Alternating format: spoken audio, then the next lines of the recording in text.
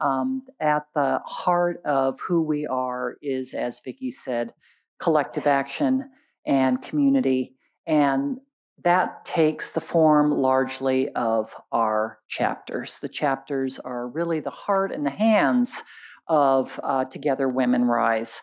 And in that vein and in celebrating who we are, I'm now going to invite a couple of representatives from chapters with impressive longevity in our region and have a little chat with them about their years with first Dining for Women, and then as we had a name change 2 years ago to Together Women Rise.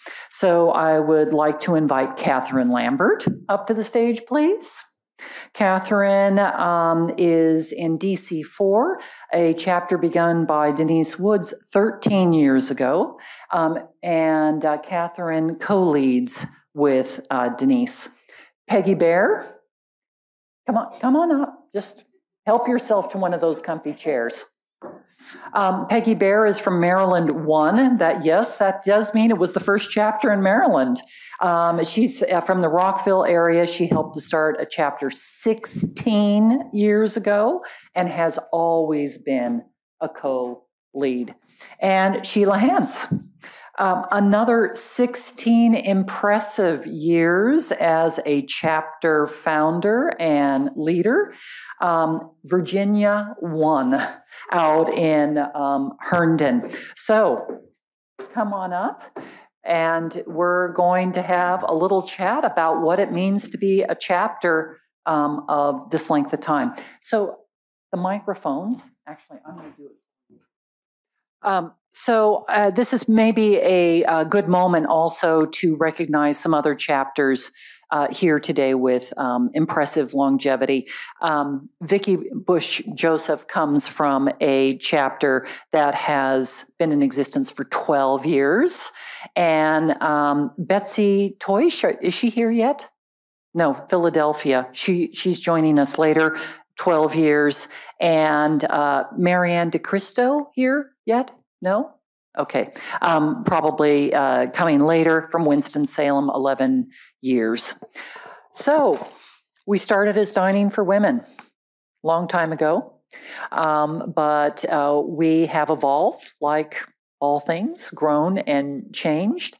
And I would really like to hear from each of you about maybe first what brought you to Dining for Women / Together Women Rise. What was what resonated with you, and why you came to the organization and stepped up to start a chapter. Sheila, let's start with you. Okay, thank you. Well, just hold it up there. First of all, what happened with me is I had a friend that's actually in Peggy's chapter, and she came to visit me, and she started telling me about. No. Oh, hold it up to your.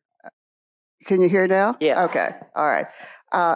I'll start again. I met Peggy's chapter was influential in getting my chapter started. One of my friends was in her chapter, and she came to visit me, and she told me about Dining for Women and all the things that sounded really exciting. I said, "That's great. I'll go over to Maryland and join you." She said, "No, you won't. You'll start your own chapter." And I said, "Oh, really?" She said, "I'm going to send that information over right away." So she did, and I thought, I just recently retired. I retired early, and I thought, if I don't do this week, I'm never going to do it. So I signed the papers, I did everything, and I got a call a week later from somebody in the organization welcoming me. That was when everything was really small. You could call everybody up. But it was such a welcoming experience, and it's been a wonderful journey. Catherine? So I first discovered what was then Dining for Women because a dear friend of mine who's here today said, "Hey, there's this potluck happening on Sunday afternoon, and it's a bunch of women who support women and girls around the world." And I thought, wow, that sounds great.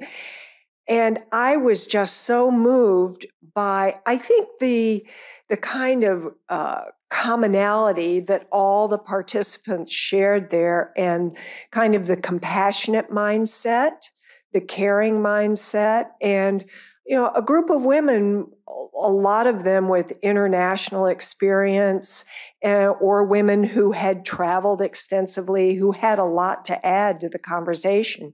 But I was hooked. And the chapter was actually founded 13 years ago by Denise Woods, who can't be here today, but she was sitting in a doctor's office and picked up a magazine and read about, I believe her name was Marsha Wallace, who was the founder, and it just resonated, just clicked with her, and she said, wow.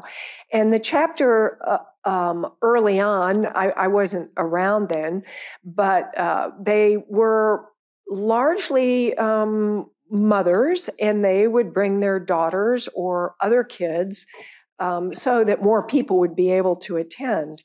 And it's been going for 13 years. So yeah, I'm happy to be here. Well, I think that our chapter owes its founding to Diane Sawyer and Good Morning America. It's all because of her. She, at any rate, the year is 2007, and a good friend of mine who isn't able to be here today, but a good friend of mine, she calls me up and she says, Peggy, I just saw this segment on Good Morning America. It was about women's giving circles. And one of the ones featured was an organization called Dining for Women. And it was this nurse in Greenville, South Carolina, and she's having her 40th birthday, and she invites some of her friends to celebrate her birthday with her. And she asked them, instead of making a gift to her, to make a contribution to an organization serving women and girls in low-income countries in the global South. So she says, Peggy, I think we should start a local Dining for Women chapter. This was 2007, and we did. And it's now 2023, 16 years later.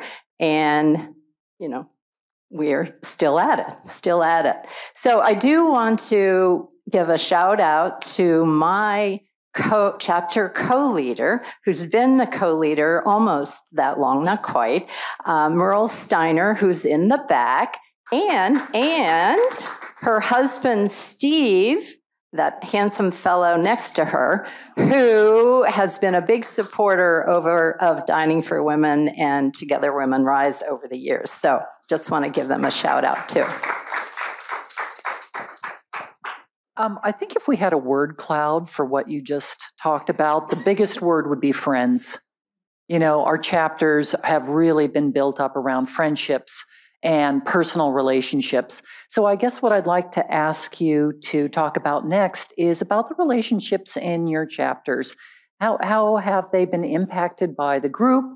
How have they changed? How is it for you personally, having the relationships in your chapter, Sheila?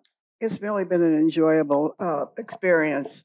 We've all bonded and we know each other. We've learned about the happy times and the sad times in people's lives. We've supported people when things are going wrong. We help people move into houses, people going through a divorce, friends. It's just been a real bonding experience. And what everybody says all the time is, you know what? We have learned so much. It is such a different group than when women usually get together. There's no gossip. It's all talking about something that's meaningful, something with a purpose. And so they've really been enlightened. And we talked about the fact that I figured it out, and my math is not good, so it may not be right. 192 chapters in 16 years that we've supported. Now, that's a lot of chapters, a lot of people, a lot of education, not only learning about the grantees, but also learning about the countries, and identifying with other women. And we kind of became like these groups where we got to know each other, and we sort of, I had done a lot of traveling prior to starting being in this organization, but many of the people had not. And so I lived in Honduras. So when we had the chapter in Honduras, I was just thrilled to give all sorts of information out. And they were happy to get that kind of personal touch. So it's just been a really, really, as one person put, of all the groups that I've been involved in, this is the most one with purpose and the one that has bonded me the most with other people. Yeah. Well, I think Sheila just said a lot of things that were top on my mind. And I think in these meetings, I think you get to know other women, again, with that commonality of caring and that commonality of wanting to fight for gender justice and support people who are working towards gender justice around the world. But it is a different relationship, and I've made new friends, but a lot of friends, are now ones who I know from other areas. I think one of the things that we have done, which has kind of enhanced this community, is we, for years, had a thing called feminist field trips. And so if there was, for instance, we met right before the pandemic shut things down, and we, all met and went to the Jane Goodall exhibit together. We have attended art exhibits focused on women and by women, or about immigrants or other justice issues.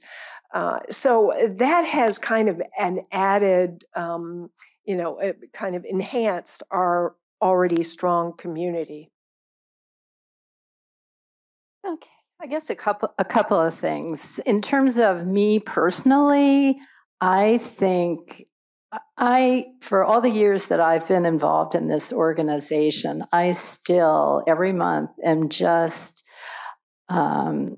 struck by the lives that too many women and girls in the world, especially in low-income countries in the global South, too many women live in these just incredibly impoverished situations, sometimes with personal danger, and how a relatively small amount of funding can make such a difference in their lives, and they become the change agents that will change the world.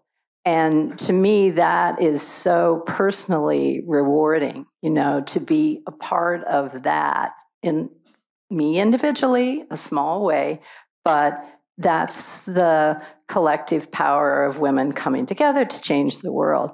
So that, to me personally, is why it's so meaningful. And then I think in terms of our chapter and the women in it, it's all about the power of female friendship. That's what everybody has been talking about. But there's a social element of women coming together and learning about the issues facing women and girls in, these countries, and sharing their experiences and making a donation in support of it. So that connection, Sheila was saying, sort of socialization with a purpose is, I think, essential to what we do. And I thought it's just coincidental, but just this past week, I got to listen to the webinar that Together Women Rise had with the First Lady of Iceland, Eliza Reid. And oh, by the way, I have to give a big shout out to Wendy, who was a fantastic interviewer. So do want to make sure she knows that she was terrific. At any rate, I was really struck by the Eliza Reid, I think is her name, the First Lady, who said this book that she's written highlights the extraordinary of the ordinary. And I just thought, that really says it, that we women individually can do what we can to make life better for women and girls in other parts of the world. And it's sort of the power of us coming together in our own communities and to collectively help change the world. And that's the power of Together Women Rise, I think, is that women coming together in their own communities and individually doing what they can do, and collectively it'll change the world. Yeah, collective effort, shared purpose, friendship, supporting each other. These really are at the heart of our chapters. And speaking of shared purpose and collective action, we have people who are about to join us collectively from across the country for a live stream. So I am going to abbreviate our panel a little bit so I can get that started. Thank you so much for coming today, and thank you for being leaders in the organization.